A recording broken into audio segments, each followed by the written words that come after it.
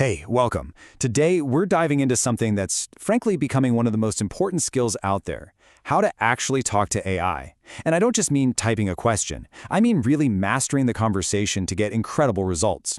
Okay, let's get into it.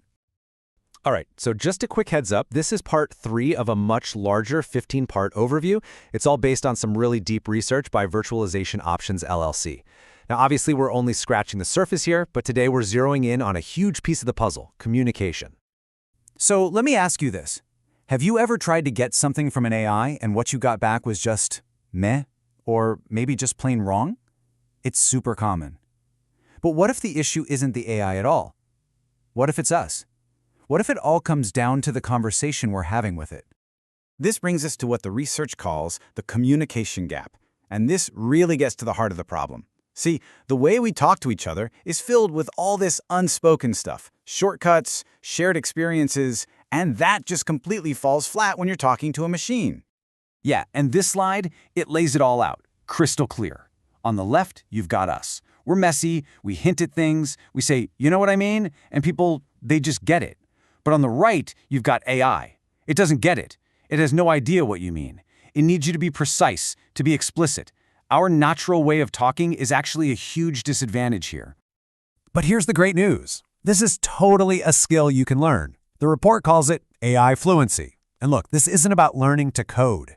It's about learning to be a much better communicator. Let me show you what I mean with a real-world example. So meet Lori Niles Hoffman. She's a marketing exec who was, like so many of us, absolutely drowning in emails. But instead of just telling an AI, hey, manage my email, which probably would have been a disaster, she decided to teach it. And this, right here, is the absolute key. Her success didn't come from some magic new app. It came from her investing the time to communicate. She taught the AI her style, what was important to her, and how she makes decisions. It wasn't a command, it was a conversation, a back and forth, until the AI really became a useful partner. Okay, so how do we do that? How do we get to that level? Well, the research boils it all down to 3 core ideas. Think of this as your playbook. First, you have to be specific. So not just write an email, but write a 150-word email with a friendly but professional tone about our new product launch. Second, you got to provide context. Tell the AI why you're asking for this. What's the goal? And third, and this is so important, you iterate. You treat it like a real dialogue. You see what it gives you, and then you help it refine the output. Now, as you get better and better at this, you got to watch out for a really sneaky pitfall. The report calls it the over-reliance trap. And that really begs the question, right? When an AI gives you this amazing, well-structured, data-backed answer, does that make it the final word? Is it the new authority on, well, everything? It's a tempting thought, but a dangerous one. And that's where this idea of over-reliance comes in. It's what happens when we stop seeing AI as an incredibly powerful tool and start seeing it as an infallible expert. The second you blindly trust what it says is the second you give up your own critical thinking, which, by the way, is the thing that makes you valuable. You risk just amplifying its mistakes without even knowing. So the bottom line is this. Every single AI interaction has to end with you, with human oversight.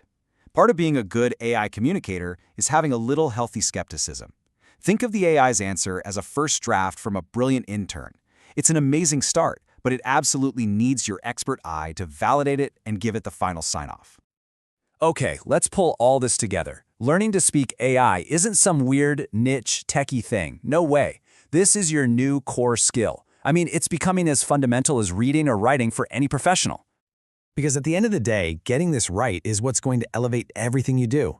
It's the huge leap from just barking commands to engaging in some seriously sophisticated collaboration. It puts your human judgment right back in the driver's seat. And honestly, it's the kind of skill that's going to make your career future-proof. So, I'll leave you with this one thought.